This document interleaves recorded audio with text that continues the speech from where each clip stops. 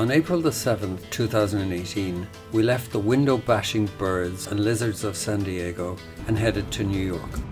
Unfortunately, most of the New York Conways were ill with a bug, so we weren't able to see them.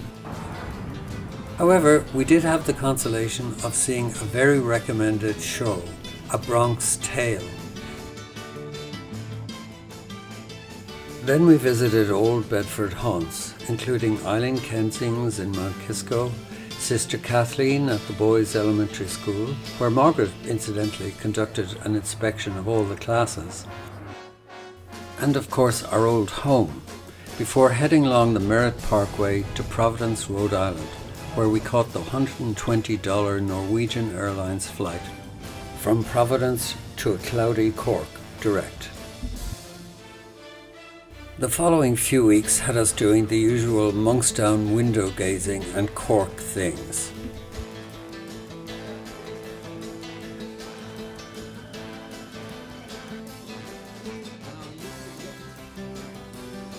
One new thing for us was a trip to Ireland's oldest city, Waterford, where we stayed in the beautiful Waterford Castle Hotel on an island in the River Barrow.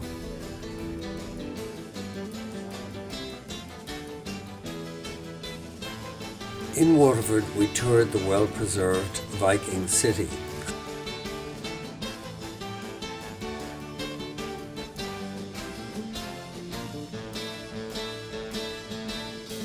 We also saw the extraordinary craftsmanship on display at the Waterford Glass Factory.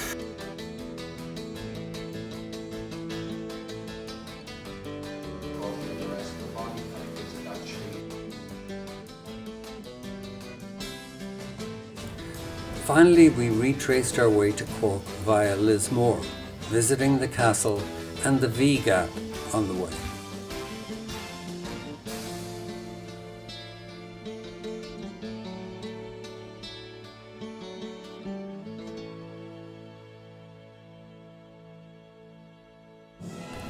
But April 28th came quickly, and we headed to Dublin Airport and then Venice, where we spent a few days before embarking on our Mediterranean cruise.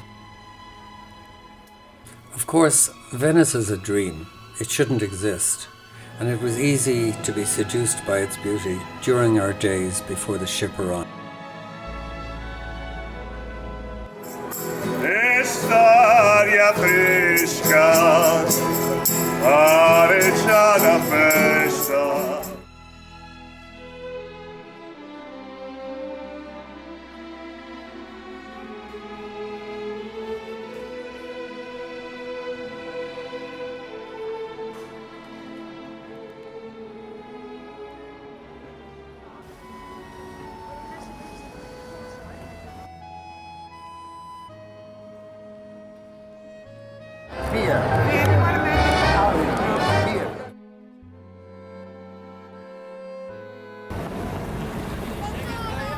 Buongiorno!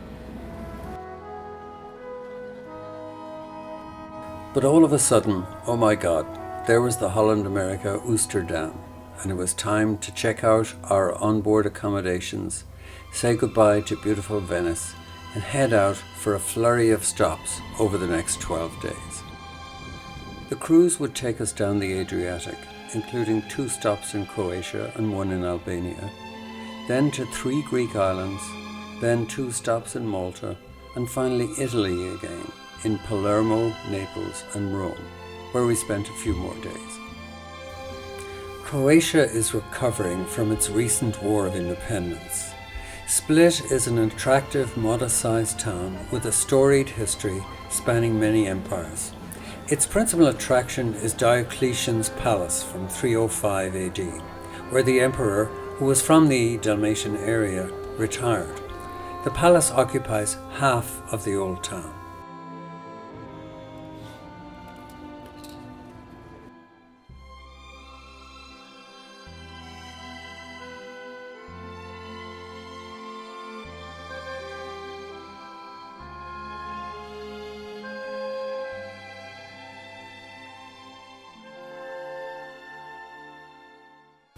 But before you knew it, we were in Dubrovnik. Over 60% of the old city was extensively damaged during a 7-month siege in 1991, but has been restored, and Dubrovnik is now one of the top tourist destinations in the Mediterranean.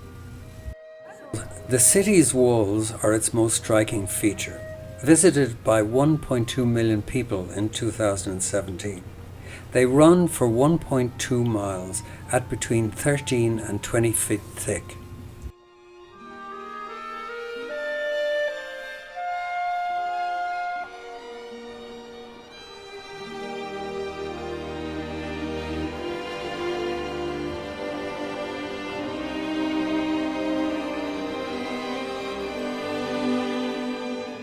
Of course, we had to sample the local fare,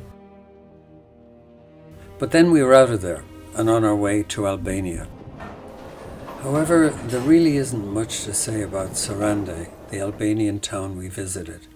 It's clearly poor, still suffering from decades of suppression, and hoping that tourism will spark some economic growth. So, after some modest Albanian shopping, we were off to our first Greek island. So we woke to find ourselves docked in Katakollin on the Peloponnese Peninsula. The peninsula contains the town of Olympia, about an hour's bus ride, the site of the original Greek Olympic Games. While a religious cult occupied the site from 1500 BC, the games themselves were established in 776 BC in honor of Zeus. The games were held every 4 years, and free-born men, not women, who represented their local city-states could participate. The games were part of a religious festival used to advance Hellenic culture throughout the world. They were finally suppressed and the site destroyed by the Emperor Theodosius in 393 to impose Christianity on the Greeks. 2 earthquakes in the 6th century completed the destruction.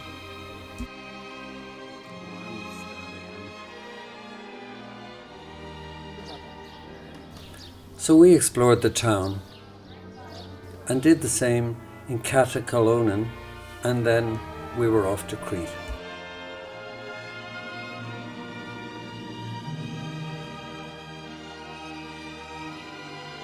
We docked in Suda, a critical naval harbour for centuries from the days of the Venetian control of Crete, and notable for its importance during World War II.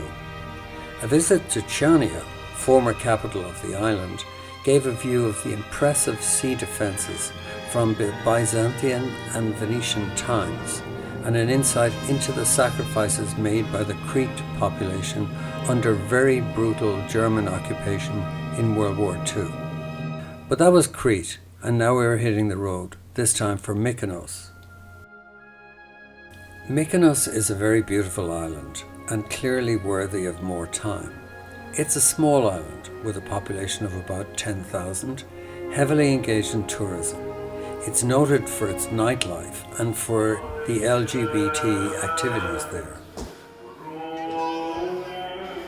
One notable feature is the over 800 family churches throughout the island.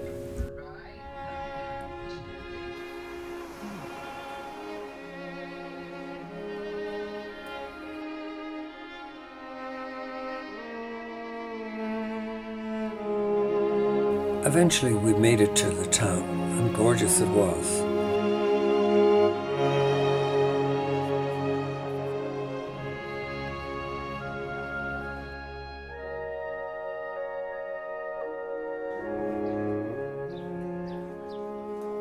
But after a while it was time to catch the ferry, because we were heading to cover the 480 miles of sea voyage to Malta.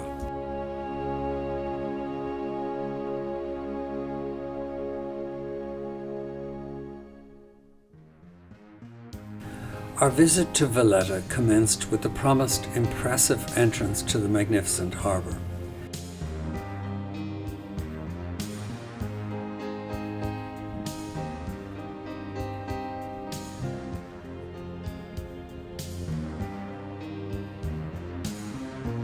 Then we headed over to Birgo, the old fortified city on the south side, which had been headquarters of the Order of St. John, and whose defence led to the defeat of the Ottomans during the Great Siege of Malta in 1565. We toured Fort St. Angelo, saw the executioner's house, and visited the church of St. Lawrence.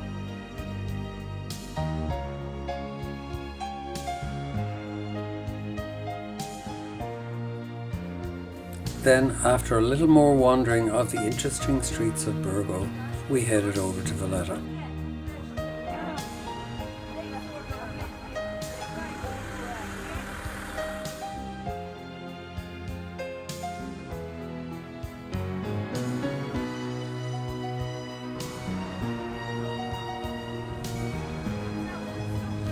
In Valletta there was clearly more to do than we had time.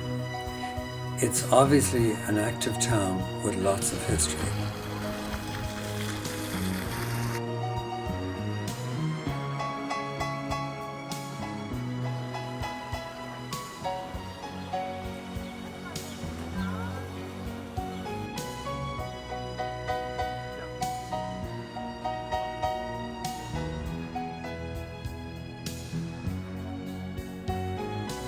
So we absorbed what we could and headed back to our floating home, prepared for Gozo tomorrow.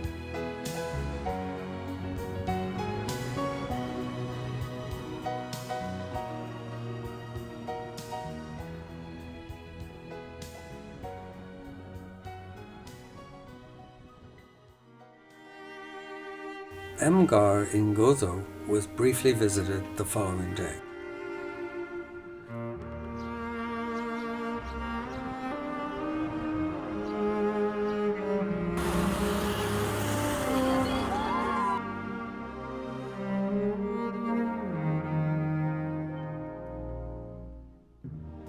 But then Sicily beckoned.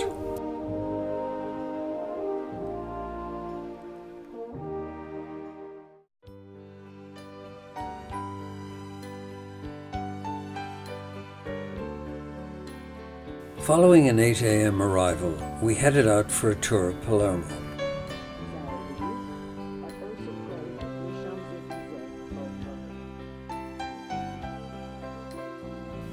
After an initial look around the city, we drove the 15 kilometers to the town of Monreale.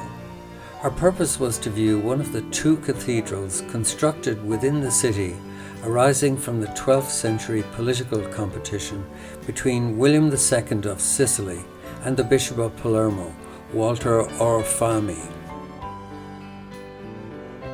This cathedral is a national monument of Italy and one of Sicily's most important attractions.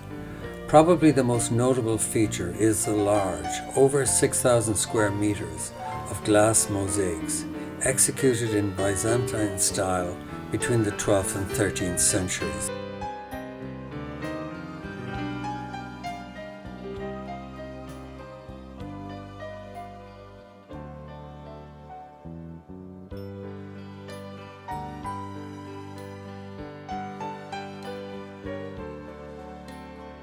So back to Palermo we went to see the competitive cathedral.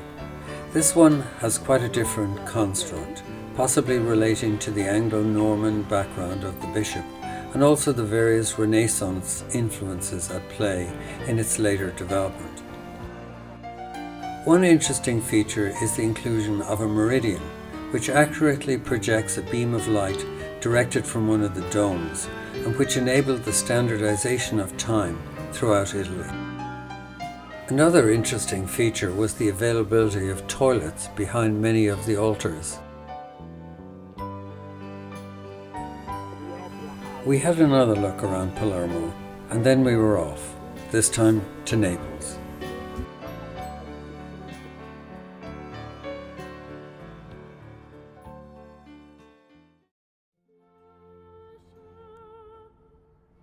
After an 8 a.m. arrival, we quickly headed out of the industrial city of Naples, past Mount Vesuvius, and covered the 60 kilometers to Positano in about 90 minutes.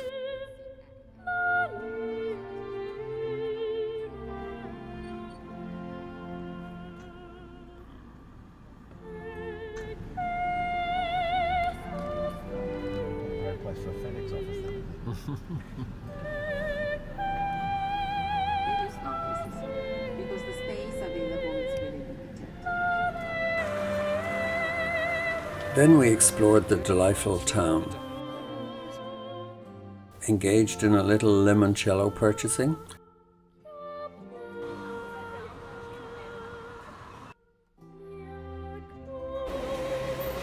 and all too soon we were heading to Sorrento. Sorrento and Positano. Sorrento named on the right of it is the narrow street I was talking about, while the main road is this one, you see?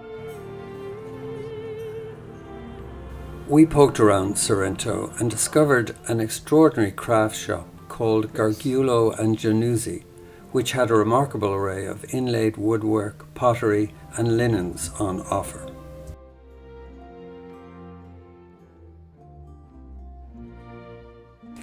We also explored the cathedral, dedicated to Saints Philip and James, built in the 11th century. One surprising aspect of the church was the quite exceptional crypt.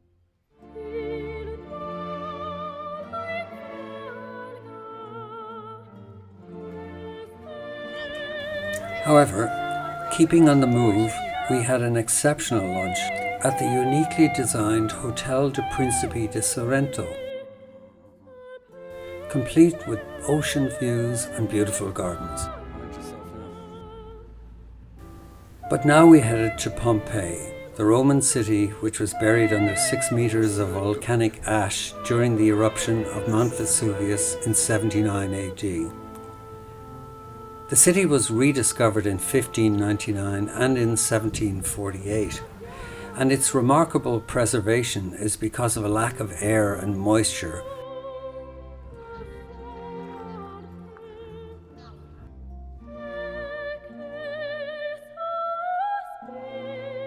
Finally, we saw the haunting bodies of some of the deceased, preserved in the exact moment of their death. As we departed on our last sea leg to Rome, we found ourselves parked alongside the Symphony of the Seas, the largest passenger ship in the world at 228,000 tons and 5,500 passengers. But in no time we were in Civitavecchia, the port of Rome. So we said goodbye to the Oosterdam, having travelled 1,984 miles with her, and embarked on the 70-kilometre drive to Rome. As we approached the city, we were constantly reminded of the tendency of Romans to deface their beautiful city at every opportunity.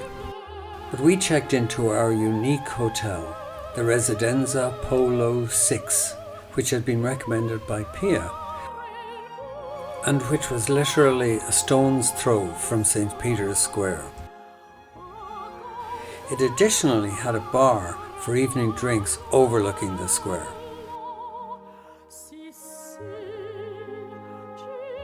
Of course, with that sort of proximity, we enjoyed the beauty of St. Peter's extensively.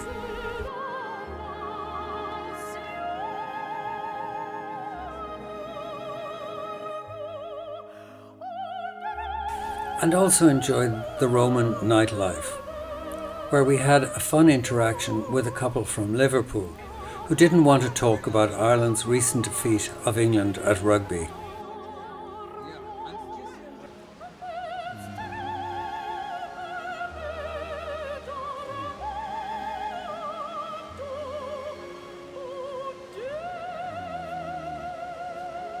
We also assisted with a police action at the Vatican walls, for which they were extremely grateful.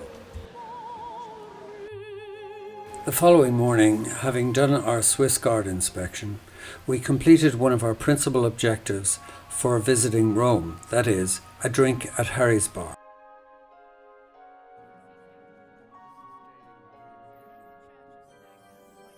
Then we spent a day visiting old haunts and new Roman spots.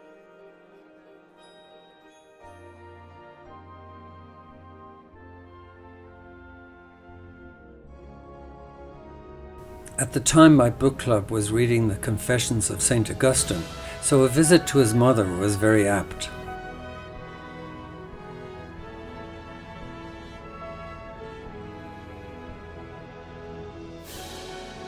Apart from some noted art, this church also contains the graves of two significant Irish earls, Hugh O'Neill and Rory O'Donnell, whose abortive rising against the English in 1603 was the last resistance of the native Celtic earls in Ireland. The churchyard also contains the Tempietto by Donato Bramante, considered a masterpiece of high Renaissance Italian architecture. Wolf, which suffered Yeah. Romulus and Remus. Yes.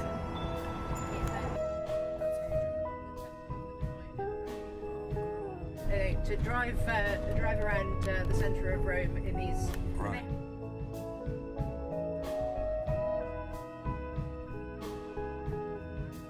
Ah, quindi ci si può entrare? Sì, qui si non posso. Cioè, ma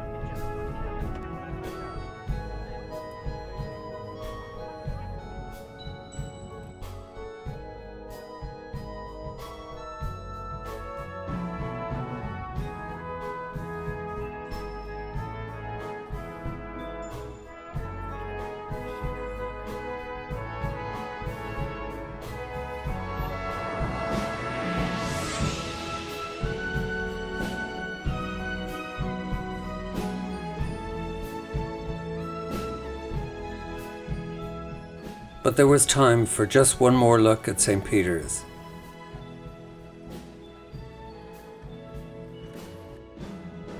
And we were leaving Rome and heading to Ireland.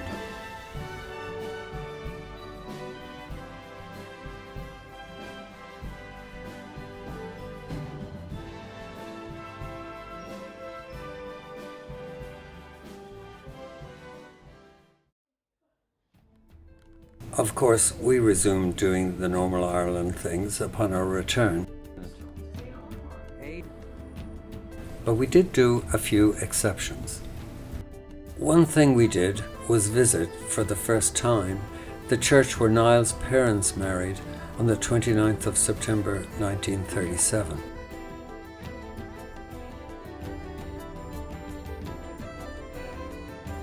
Another thing we did was visit the notorious Crumlin Road Jail in Belfast, amongst whose inmates were Eamon de Valera, Bobby Sands, Ulster suffragettes, and multiple IRA and Unionist prisoners. Executions were carried out in public until 1961. In 1991, the Unionist part of the prison was hit by an IRA bomb. Another thing we did was visit the so-called Dark Hedges, which have been a repeat component of the TV series Game of Thrones.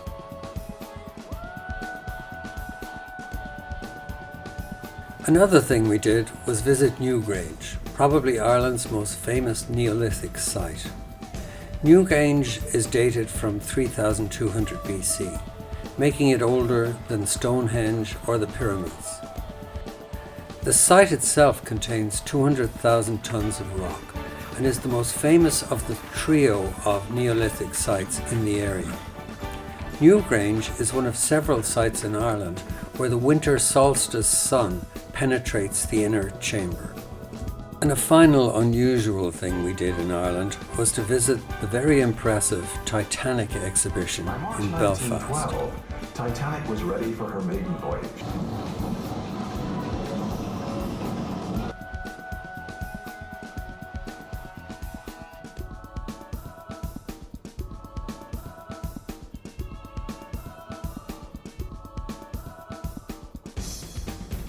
One small footnote from our forays into Belfast.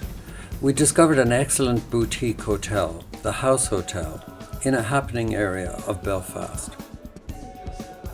Then the weeks rolled by with the usual visits to Dermot's and Brian's,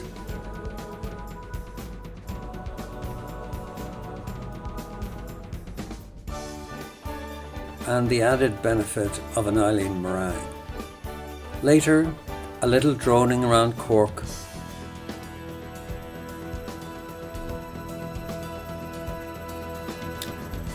and the final panic eating of our last Irish food. But eventually the time came for Cork Airport and Norwegian Airlines once again. Before you knew it, we were heading over the bridge into Newport and staying at our favourite accommodation, the Cliffside Inn there. But now we met up with the New York Conways at Pelham and spent some time on their new and very nice boat. Then it was fun and ice cream with the boys, and another sail the next day after a Shane breakfast and an impressive display of stilting. But it was time to say goodbye to New York, and just time to fit in one final Banksy before returning to San Diego.